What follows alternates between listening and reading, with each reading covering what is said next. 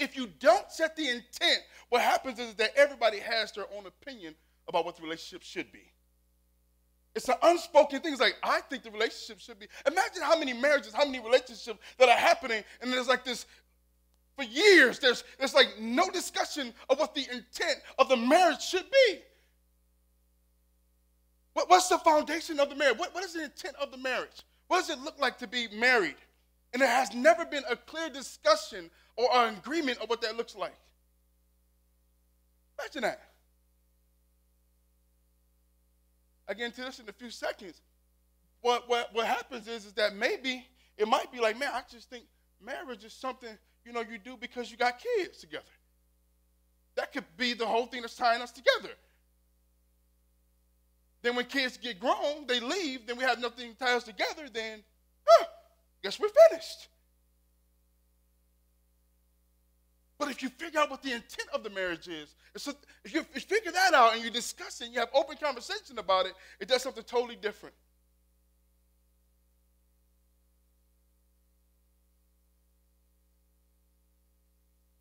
I wrote down here, if you do not lay out the intent, you will leave the other person with their preconceived opinions. They already have them cooked up. Especially young ladies. I mean, young ladies come to a relationship already with it cooked up, like, man, I already know what I want. You just need to fit in this mold. You need to fit in this box. But if it's never articulated, this is what I want and this is what I need, then there's all kinds of guessing going on.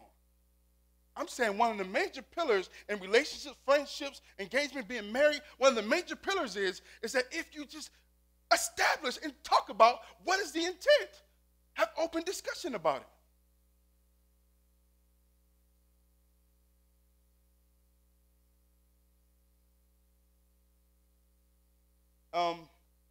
This is a big one for me.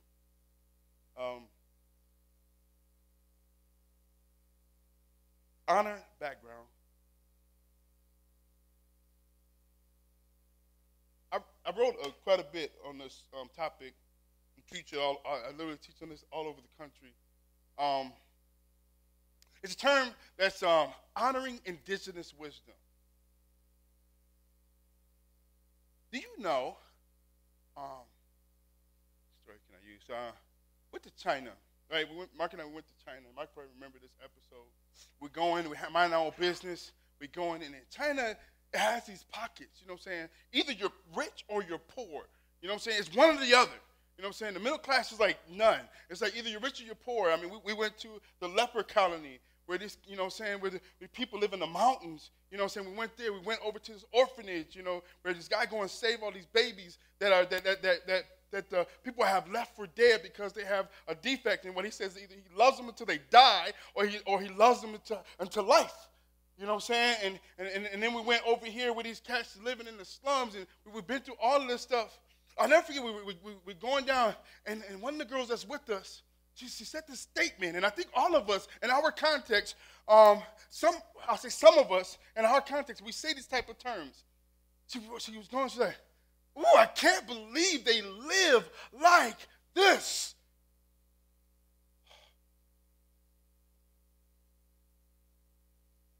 I can't believe they live like this. I can't believe you live like you live.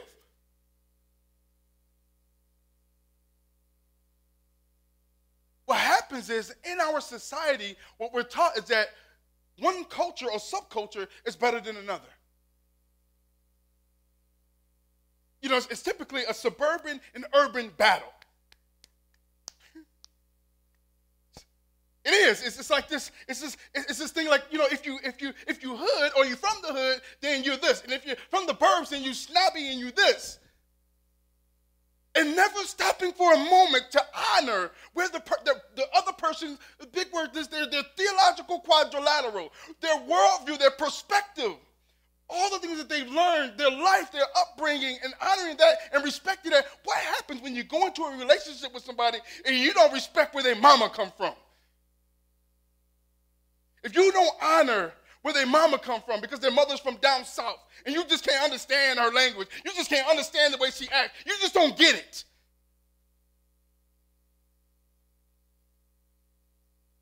You can't handle it because I'm better. My way has to be better.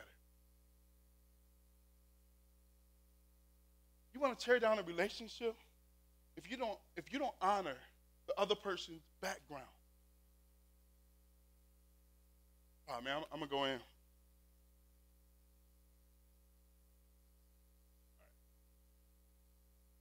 I had a conversation with my oldest daughter some years back when she was going into high school. She's been in private. Most people don't know she's been in private school most of her life, right? It's when I actually had money, right? And we did that with Detroit and other schools and stuff like that.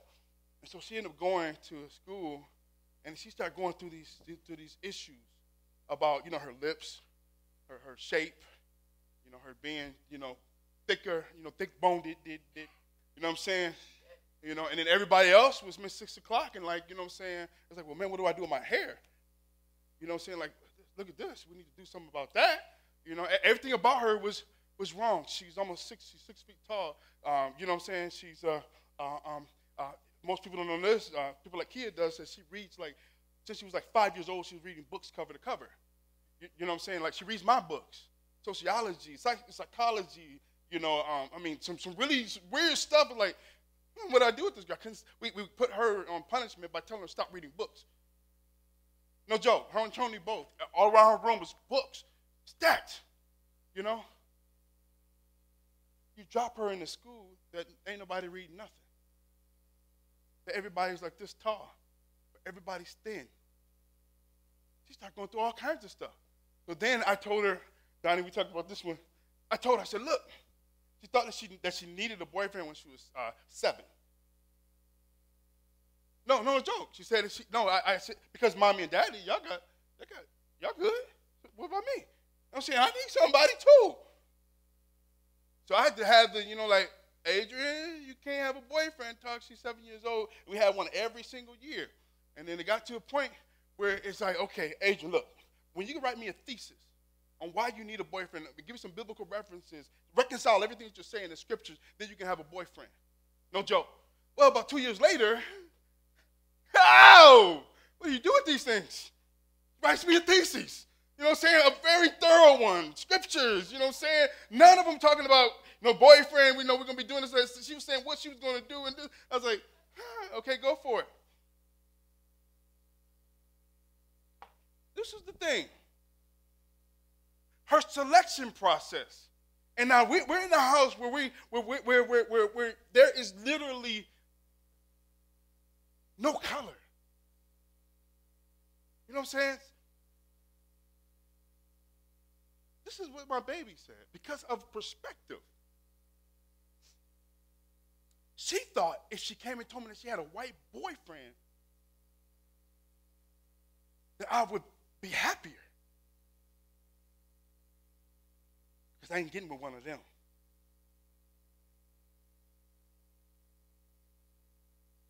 Huh? Because, they all having, in the hood they having sex, Thugs, they have sex with girls. We got some kids in here, boy. I'm in all the environments. We're talking about oral more so than any in the burbs. For real. Like, no, I'm a virgin. Your mouth not. You feel me? Welcome to the edge.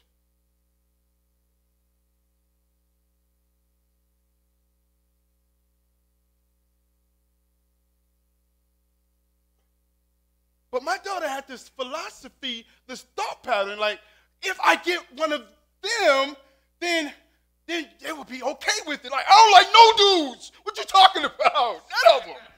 They're all the same. Equal opportunists. You know what I'm saying? Like, I'm going to knock them all out, Donnie, you got a t-shirt or 3? I know, man. Got to calm down. Water around here. E? I'm good, Mark. But you see the perspective?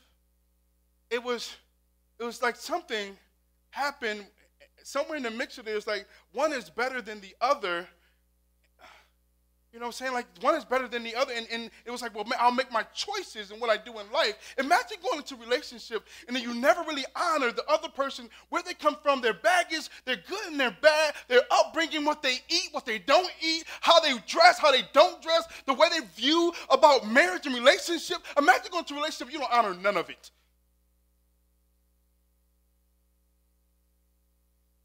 You don't honor any of it because it's like, oh, mine is better. What about a term that says, maybe yours is not better, it's just different? One of the problems we have from the hood perspective, looking at the suburban perspective, like, you know what I'm saying, they got all this money and they just, you know what I'm saying, they got these big cars and they doing this and that and the other, and they got this big old house. You know, there's hungry people all over the world, not one of them. You know what I'm saying?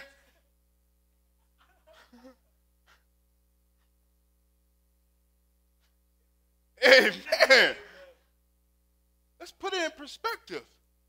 You know, you got a guy that makes $12.5 million, who gives away 30% of his revenue, and every opportunity he gets, he's like buying and sowing into lives. He doesn't owe anybody anything on anything that he owns. He's invested into individuals' lives, people's lives that, you know what I'm saying, like, I mean, like, helping them, giving them, like, checks for $20, $30, $40, $50,000 to start their businesses. I'm talking about my mentor, Andrew Wallace, my business partner in Detroit. In perspective, you're like, man, Donnie and I, we went to go talk to him and see him. It's like, man, this is unfair. But I said, the man gave away 30% of his income. He gave me. I'm like, Andrew, hey, man, look, I just need another 30, you know what I'm saying? Like, help a black man out, you know what I'm saying? He's done it on several occasions. Donnie and I went to go see him. We went to go see him, and remember his posture? Donnie was like, he was sitting there, he was like, because he's just a giver.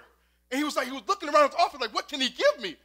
Yeah, and I'm a grown man now. He was mentoring me when I was 24. I'm a grown man. It's like, he's looking around. He's like, all right, hey, go get him one of those projectors. I'm like, okay, go get me a projector, sweet. But then if we riding up the street, we look it up, it's $6,000 projector. Like, what do you do with this? But then in perspective, we're looking like, man, you got all that money, you know what I'm saying? And no, it's not better, just different. Just different. If we go into relationships thinking about this, we go into relationships thinking about it and say, man, I'm going to start from the jump. I'm going to honor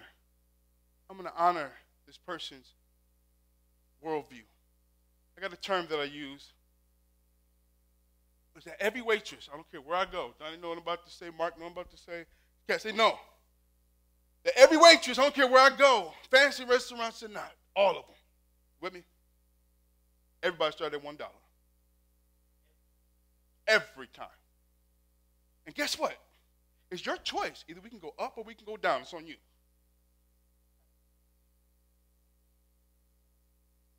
It's on you. But look, check it out. My point is that everybody's on an even playing field from the jump. You don't have to earn that. Everybody's the same. Your background, I don't care. I can sit in the, I don't care if you're a doctor, a lawyer, I don't care what you do. Smelling like pee on the block, I don't care. Everybody starts right here. It's just our interactions, the way you respond, the way we act, that lets me know whether your stock goes up or your stock goes down. Imagine if we did that with our relationships. It's that we start on this level playing field. I don't care where you come from. I don't care what your baggage is. We're going to start right here, and hopefully we're going up.